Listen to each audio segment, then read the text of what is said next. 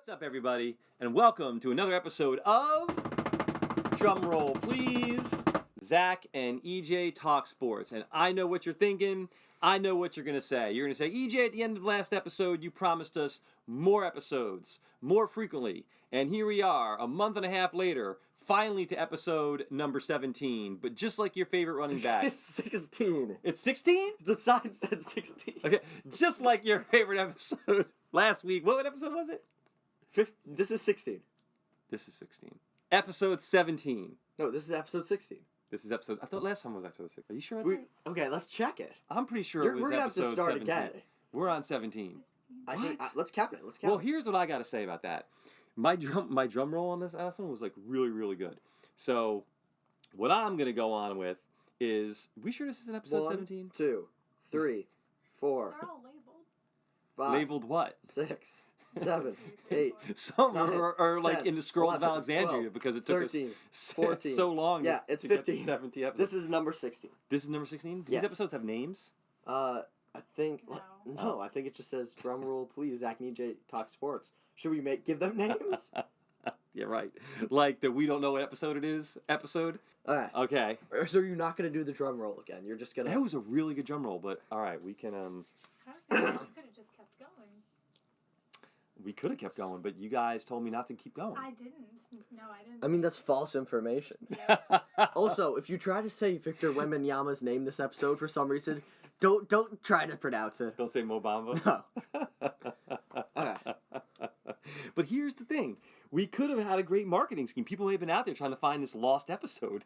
I don't feel like people. All have done three that. fans of ours would have been out there trying to find this lost episode. We missed an episode of Zach and EJ Talk Sports. Okay, so it's episode 17. No, 16. What is going on here? We've said 16 every time. What's up, everybody? Welcome to another episode of Drumroll Please, Zach and EJ Talk Sports. This is take like 14, but I know what you're thinking. You're thinking, EJ, at the end of the last episode, you promised us more episodes, quicker, sooner. And lo and behold, a month and a half later, on our normal schedule, here we are. But there's a good reason. Just like your favorite running backs, Jonathan Taylor, just like your favorite running backs, Josh Jacobs, who were holding out this year, we had our man Zach, who was holding out for a better contract. So we got him back, we got him signed up, we got him locked to a long-term deal, and we are ready to get back to work, and I don't have to start my cooking podcast. So today is my favorite episode of the year all the time. It is our fantasy football special. We're going to cover some draft strategies today. We'll talk about a few players we like. Might even touch on a little bit of an NFL overview as far as teams and their strengths and weaknesses. But kind of jumping in. First of all, my friend, how you doing? I'm doing good, EJ. How are you? Well, other than not knowing what episode we were on, and you telling me I don't know how to pronounce half the NBA, I'm good now. So we don't have to worry about pronouncing Wembamba. Wembanyama. Okay. Got it. But we don't have to worry about pronouncing that in today's episode. That'll be sometime in the next couple months. But we will be talking about a lot of my favorite players. So starting, draft strategies. First of all, big shout out to the RMC Heavyweight Draft and our conference. I mean, we have a 14-team fantasy football league that is very competitive, although Spam, my biggest rival, has won it 3 years in a row, with you being the last person to win it prior to him. Yeah. So it's a very competitive league, very fun. So whenever we're talking about things, most of the time we're talking about it from the perspective of a 14-team league, where the majority of the people are picking and not auto-drafting. Although, given the fact I have never won this league, maybe my draft strategy this year should be auto-draft. But getting into some draft strategies, in a 14-team league, we have the zero running back draft strategy. No running backs early on, kind of hammer your high upside wide receivers, your value picks as far as separation with tight ends and quarterbacks, and then try to grab some running backs in the late round. I also a lot of people kind of look at the ADP, drafting based off ADP. Although my problem with ADP is I prefer if I'm looking at rankings, I prefer expert consensus rankings. Because ADP can be a little misleading because it's basically just all the data populated from all the drafts that a particular site, is hosting. So you have your auto drafts, you have your chuckleheads who are just on there grabbing their favorite players, things that can slightly skew ADP. For sure. But what are, when you're kind of looking at draft rankings and you're kind of looking to put your boards together, and it comes to that, where do you land kind of on expert consensus versus ADP? So I do many drafts, and I really very rarely look at ADP. At this point, I know the guys I like and what spots I like taking them in. So if I see someone like Keenan Allen at the top of the board, just because other people really like Keenan Allen, I'm not a huge Keenan Allen guy. So I'm going to take someone who I like a bit more. And then on the draft strategy, I think the most important thing is in the first 2 rounds, you need one receiver. Because the former running back dead zone is now more of a wide receiver dead zone. Rounds 3 through 4, through 5, where all the guys are just, I don't really like any of them. I don't think any of it's a good value. So I think you need to grab a very good receiver in the first 2 rounds so you're not stuck with Terry McLaurin as your wide receiver 1. Well, here's an interesting one. If we're looking at ADP versus the experts, we'll look at just 2 players, Bijan Robinson and Nick Chubb, right? You look at a lot of ADP has Bijan going in the top 5, top 6, and Chubb being a little bit further down the board. You look at the experts, and the experts almost have them flip-flopped. The experts have Chubb around the 5th slot and Bijan around the 10th or 11th spot. For so where, as far as that goes, ADP and expert consensus, who are you siding with on, for example, the Chubb, Bijan Robinson? You're sitting at 5 right now. Which one of those guys you grabbing? I think it's very close between the 2. I think they're very going to end up having very similar seasons. If I had the 5th pick, I probably wouldn't take either of them, looking at other people who are available. But if I had to pick between the 2, I'd probably side slightly towards Bijan Robinson. Okay. So instead of talking about the different catchphrases like we were saying before, 0RB and some things that we touched on at the end of the last episode, and we love for our listeners to always chime in with some of their favorite strategies, some ways that they like to manipulate a draft, let's actually talk about in-draft kind of focus and strategies, things that we can do inside a draft that can help spin things our way. So one of them, obviously, is kind of looking at players and determining if they're an upside player or if they're a high floor player. I mean, obviously, there's going to be various combinations. You might have high upside and low floor. Those are really the guys that people like to term their league winners, guys that if they hit, they hit. If they miss, you're missing the playoffs. And if you're in one of those penalty leagues, you could be shaving your head or doing something else. But when we're in the first round strategy, if I am at the top of a 14-team draft, so for us, we'll say anywhere from picks 1 through 9, I'm going to start with a high floor guy. I don't want to miss in my first round pick. So, where there might be some upside, let's look at Justin Jefferson, high floor. He's going to get his touches. McCaffrey, I'm putting McCaffrey in the high upside, but he also and he when he does ball, he does have a solid floor, but he's also injury prone. But anyone could get hurt. Justin Jefferson could get hurt this year, and then suddenly. Right. But we're talking about more of a track record. So, for example, you're picking 2. Are you taking McCaffrey or are you taking Chase? I'd prefer Chase.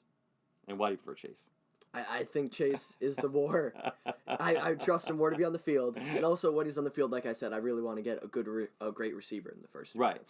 Other guys I think are high floor guys in those areas. That when you talk about like safer picks, Eckler, Hill. I don't put Kupp in that position right now. I think Kupp can be, but he was very injury prone last year, and then has already had an issue in preseason this year. Thankfully, no big deal. Henry would be another high floor guy. And then we're kind of down to Diggs, another high floor guy. But now we're looking at high upside when I see names like Bijan, A.J. Brown, C.D. Lamb. I definitely would not put C.D. Lamb as a high floor guy. So for me, my strategy at that point in time is unless I'm picking first or second or third, where I have an opportunity to kind of set the tone for the draft, meaning I'm going to set the tone by grabbing wide receiver with 1, 2, 3. If I'm that third guy, and the first 2 picks are wide receiver, and now I hit on a wide receiver as well, like we're setting a tone, and the rest of the draft is going to start to follow suit by starting to grab wide receivers because you're setting an early run. Um, However, if I'm sitting towards the back end of that draft and I'm noticing that they are hammering wide receivers, that could be a great opportunity to stack up and grab a very high floor running back, grab one of the top running backs in the draft, and then look to go to my high upside wide receivers in the middle of the rounds when everybody that was grabbing the grade A wide receivers early on are now going to start to try to find their running backs.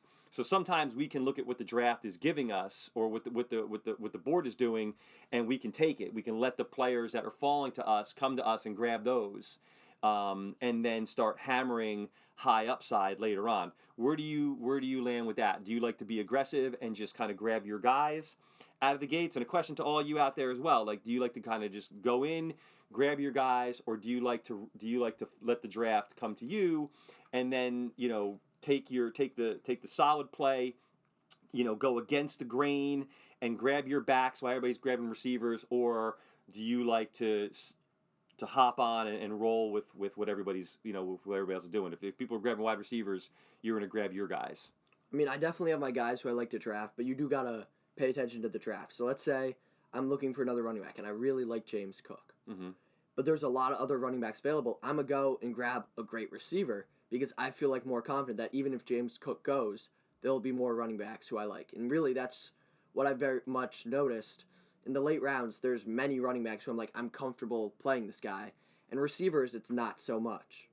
So one strategy is to look early on while everybody's, grabbing the Jeffersons, the Chases, the Cups, and the Diggs, to grab a high floor, top tier running back, and then pair him later on with a high upside running back, somebody like, down the draft board, a Cook, or, surprisingly right now, somebody that I think has great value.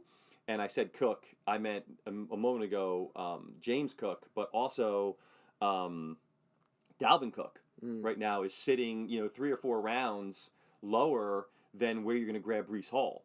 And, looking at running backs and how they come back a year after their ACLs, usually it almost takes them a year to kind of get back up and kind of get back to what their numbers were. And Breece Hall didn't really give us a tremendous sample size to begin with.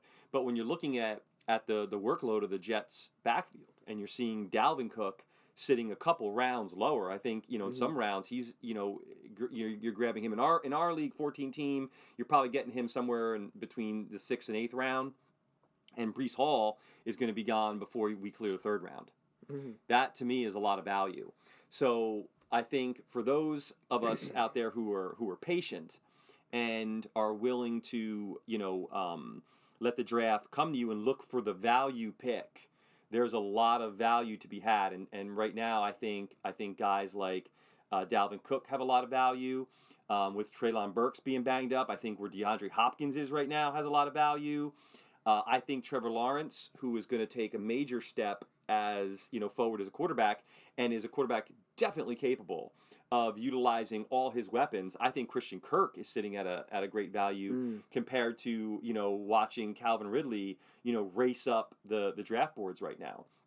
And I don't think that we're going to see a quarterback like Lawrence need to just lock in on one guy. But how about you? Are there certain players right now that you see as value picks in the draft as to where they're currently sitting? One more to me, and we could talk about rolling this into buying the dip. Are we buying the dip on guys like Josh Jacobs and Jonathan Taylor? Because if we are right now, we could argue those are tremendous values at where they're sitting if we believe they're going to be back, and if we're not really paying attention right now to where the ADP and the expert consensus have them sitting. Some guys I like. You were talking about guys who are coming off an ACL tear. With that being said, I really do like Javonte Williams this year. I mean, last year he was going borderline first round. He was coming off a great rookie year, and he's going about pick 70. That seems low for him considering the talent he has. That with that pick, it's built in the time it takes him to recover. You can expect him to be back probably mid-season at full form. Some other guys I like, guys who were super high ranked last year, are really disappointing, so it fell down. Guys like Gabe Davis. I hated Gabe Davis last year, but now he's going like pick 100. And Isaiah McKenzie left. He's the second receiver in that offense. Even as much as I hate to say, Cortland Sutton. I mean, I took him, as much as I hate to say it, in the 3rd round last year. I was big on Cortland Sutton. He was total dud. But this year he's going very low once again, and he is a very good receiver. And also, the main category that I think people are just ranked too low is rookies. You look every year, rookie receivers and rookie running backs end up winning championships because they get drafted too low because you don't know who's going to be the good rookies. You don't know who's going to be the Chris Olaves, the Kenneth Walkers. So you just want to, what I do is I always take at least one rookie on my bench or even in my flex spot in every draft. Mm-hmm. Yeah, I agree. And I think the last thing that we can talk about as far as value picks and high floor and high upside guys would be pairings. I think great pairings, I think like backs like James Conner, Najee Harris, they make great pairings with high upside backs. Connor's going to get his numbers. Najee Harris is a workhorse back who, we're going to see how much Warren cuts into his share this year. But those are guys that, should have a solid floor and at the same point in time could pair with another high upside type back. Mm-hmm. And that's, so one way to kind of look at things when you're in your draft is, are you grabbing a player right now that is more of an upside kind of guy? And if so, then, as the draft starts to unfold for you, maybe start looking to pair that player with some high floor guys or stock some high floor guys on your bench. You really don't want to have your team be all upside or all floor. So it's nice having a good draft strategy for your bench is to have some nice high floor guys on your bench because they come in really handy on bye weeks when you're going to lose a guy and you can put another guy in who's going to get you 6, 7, 8 points, just plug and play. Adam Thielen is a guy like that. For sure. Keenan Allen is a guy like that. Solid gets his numbers. But let's talk about another strategy or another outlook, and that is shares of an offense, where we focus sometimes less on a player and we're actually looking at shares of an offense, like getting a share of the Chiefs offense or a share of the Miami Dolphins offense. Are there particular offenses right now that you would want a share of? And it's not necessarily super player dependent, but in the draft, if a player from that offense happened to be in range, you might pull the trigger of for the reason of wanting to be in on that offense. I mean, you obviously have the obvious ones like the Chiefs, the Bills, the Dolphins. But like an offense like the Seahawks, I like grabbing either Lockett or Najigba, Kenneth Walker, even Geno. That offense is going to be great. Another offense which I think has to throw the ball to someone other than Mark Andrews is the Ravens offense. I mean, Lamar is a great quarterback. If he's on the field, he's going to need to throw to more than Mark Andrews. So I like either Zay Flowers, Bateman, Odell, one of those receivers. I think the Bengals, getting a share of the Bengals offense is a good one. I think grabbing a share of the Jags offense will be good. Sleeper one, I think grabbing a share of Washington's offense. I think Washington's have a much improved offense. You believe in Sam Howell? I believe in Sam Howell enough to say that he is on my draft board, that I am debating sitting and waiting on a quarterback, and if certain quarterbacks that I might be targeting at that outside of your blue chip guys don't happen, that I might wait and grab Sam Howell as your starter. As my starter. I can say confidently, do not do that. I had Trey Lance last year. Don't do it. I like Howell. I do. I like what he did last year. You like Howell? Yeah. So I like that you're offense. Waiting really long to take a quarterback. We're gonna see. We're gonna see where Howell's ranked as like the 27th ranked quarterback. I understand, but if the area that I might be targeting a quarterback happens to have fallen into a quarterback dead zone, where I'm looking at I'm past your Kirk Cousins and Tua Tagovailoas, and now we're at your Dak Prescott's, and at that point in time might be missing on Deshaun Watson, people like that. I might wait. I might wait a little longer. Well, let's just say there's 14 teams in our league. The 14th best quarterback ranked here is Geno Smith. Yep. So you're saying I think Geno's gone before 14. Okay. then Kirk Cousins, Tua, Right. Dak. So let's say you pass on all of them. You're taking Sam Howell over Anthony Richardson. Anthony Richardson is all upside right now. So he would need to be paired with But a he runs safe- the ball, which is he's going to pretty Yeah. consistently run the ball, in the Colts offense. which is trading their Who- running back. Exactly. Aaron Rodgers. You're taking Sam Howell over Aaron Rodgers. You'd rather have Sam Howell. I like the upside of Sam Howell right now. Jared Goff. I like Jared Goff, but Jared Goff will be one quarterback at home and one quarterback on the road. Even Russ. Let Russ cook. Russ is not cooking in my Derek kitchen. Carr. Matt Stafford. Not exactly. Those are. Kenny Pickett's better than Sam Howell. I like Kenny Pickett. Kenny Pickett's Bryce another guy I Young. like. Bryce Young, another guy, another high upside player, but not somebody that I would draft. But yeah, I like Sam Howell. I don't hate Sam Howell, but Yeah. Sam Howell's kind of crazy. Honestly, I'd consider Baker. You know I love Baker, man. Well, you can have Baker. I'm not taking You can Baker. have Russ.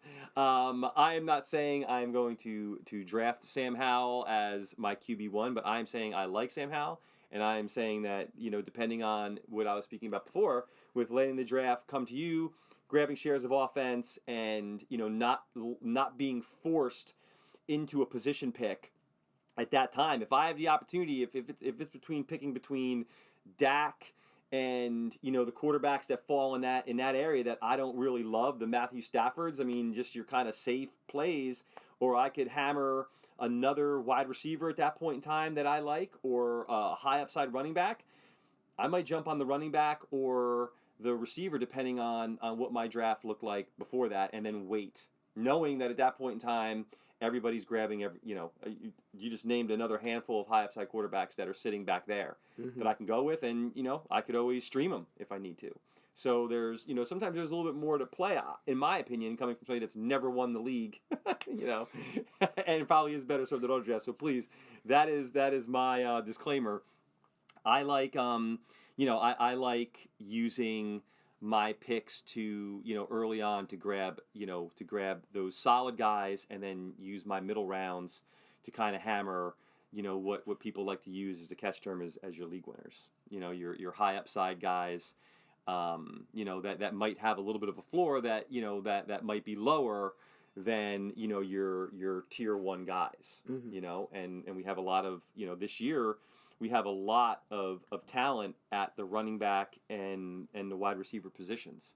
So, that I might use those middle rounds, to move up and jump on, a tight end that I like, outside of assuming that most of us are going to miss out on that first tier of tight end, which is only 2 or 3 deep.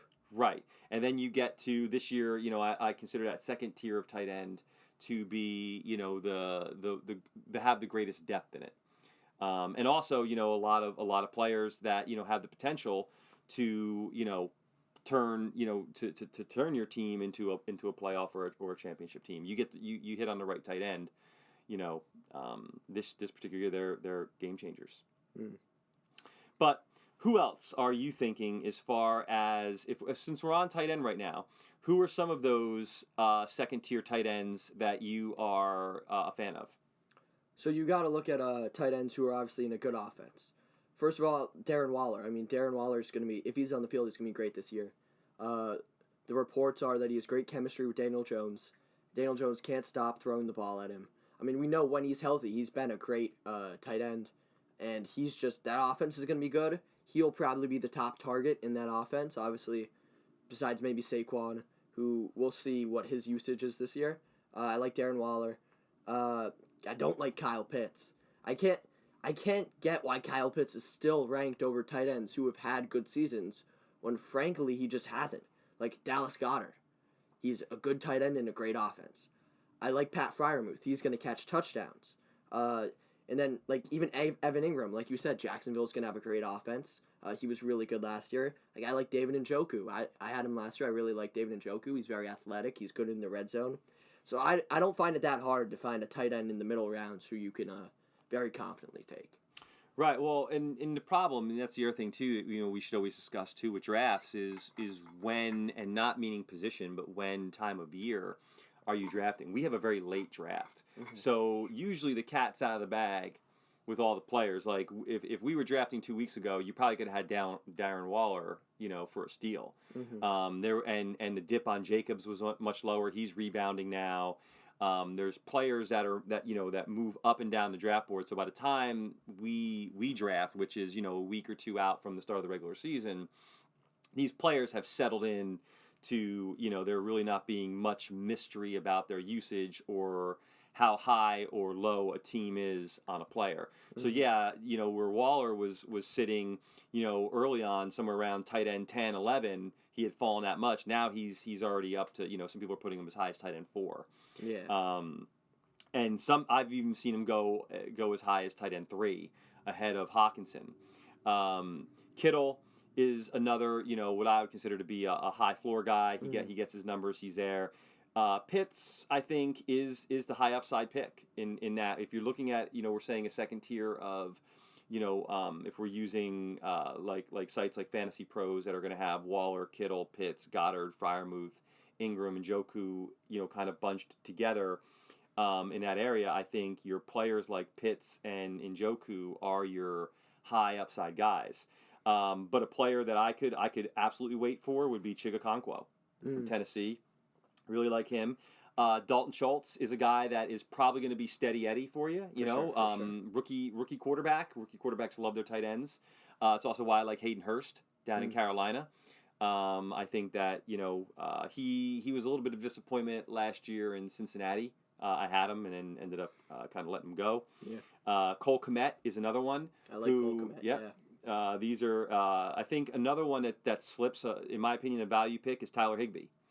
Although he's starting to creep up, his ADP is rising. He was another one a couple weeks ago. You could have had him on the cheap, and that allows you, when you kind of target players like that, it allows you to set up the top half of your draft to really kind of go after your guys. If you're not going to try and grab a Kelsey early, you can sit and know that you have some players that you like on the back end a couple rounds down. Again, after the tight end run has started. So one guy to watch out for, Kincaid, the rookie in Buffalo. Obviously, they still have Dawson Knox, but they drafted him high. He's one of the better receiving tight ends coming out of college. Some people compare him to Travis Kelce. So if you draft him, you'd have to be a bit patient. But eventually, I think you can probably expect him to be a big contributor to that offense.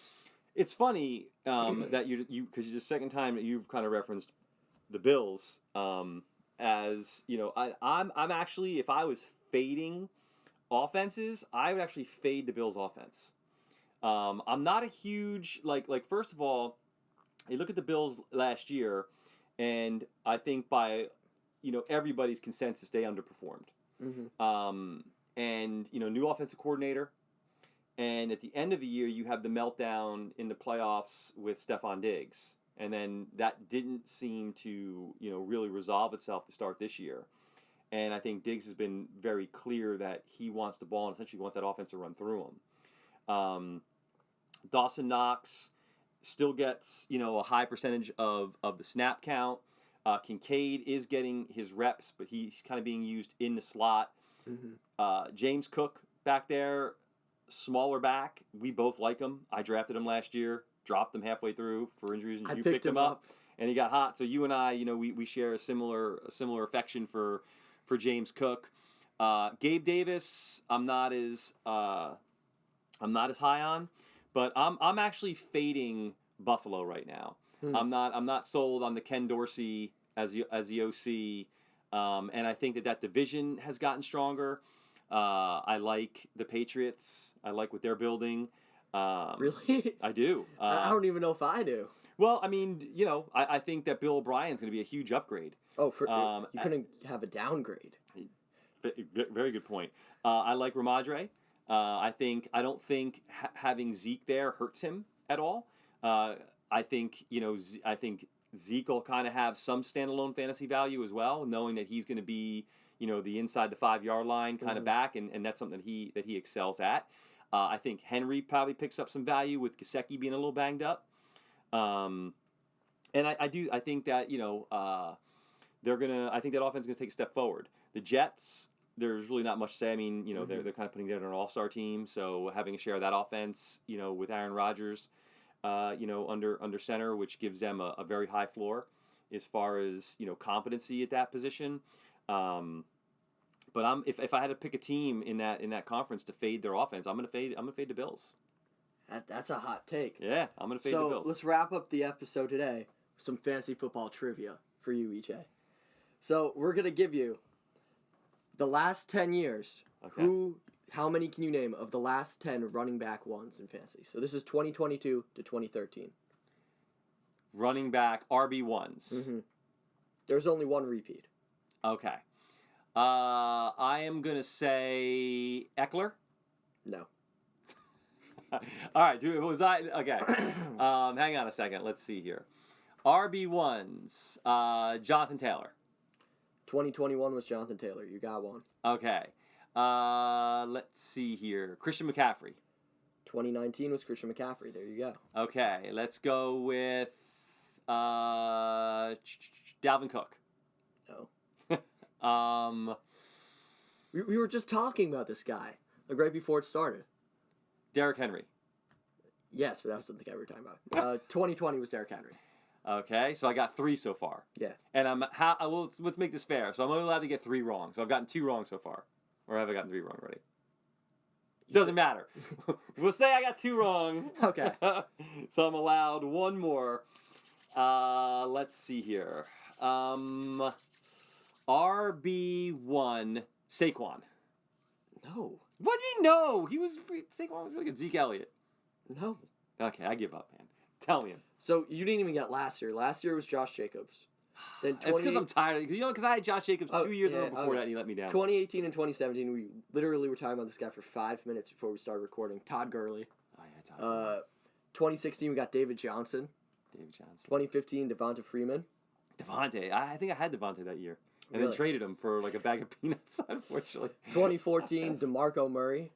That would have been a tougher one to get, but considering you only got 3. DeMarco, you yes. weren't And that's even right, close. because I traded for him the next year when he had the thumb injury. I know. And then 2013 was Jamal Charles. Jamal Charles. So- Oh, man. Not an impressive performance there. That was not an impressive performance. That was, as Mike Francis said, that was a poor job. It was. That was a poor job. But listen, all right. Hot take. First round player in the RMC Heavyweight League falls out of the first round is who? Surefire first rounder who in our league slips is... Give me a second to think about this. I mean, who do you say is surefire first rounder? Like a top 10 guy? Yeah, we're going to say a top 10 guy. Who falls? I think the most likely person to fall out of the first round is Derrick Henry, out of all of them. You see King Henry tumbling. I don't think I see it, but it's a possibility. It's a possibility. Okay. I'm going to say Nick Chubb.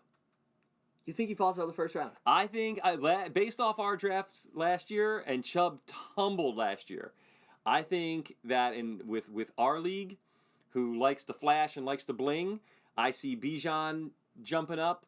I see our league I see receivers creeping in. I see there being a receiver run, and I see a player like Chubb tumbling out because I think receivers, we're going to have my prediction is we're going to have a receiver-heavy So first what I'm round. hearing is you plan to draft CeeDee Lamb in the first round. I will not. I drafted CeeDee Lamb 2 years in a row now, and he will not be on my team a third. Guaranteed. CD is cut. There's no more CD. But anyway, I hope you guys out there, write in, tell us what you think, tell us who you feel your first round fades are, what some of your favorite draft strategy are to kind of put some pressure on some of your other draftees, and some offenses that you think are worth having a share of, and some that might require a fade. Until then, hope you guys have an awesome fantasy draft of your own. Look forward to hearing what some of your squads shaped up to be. And Zach and I will be back with episode 17. We'll be back with episode 17, hopefully within the next week or so. And there is a rumor that we might be asked to host and do a live podcast for the RMC Heavyweight Draft. But we got to get with Zach's agent and see if he's available, if it's actually written to his contract. But till then, everybody, we'll see you next time. Have a great fantasy draft.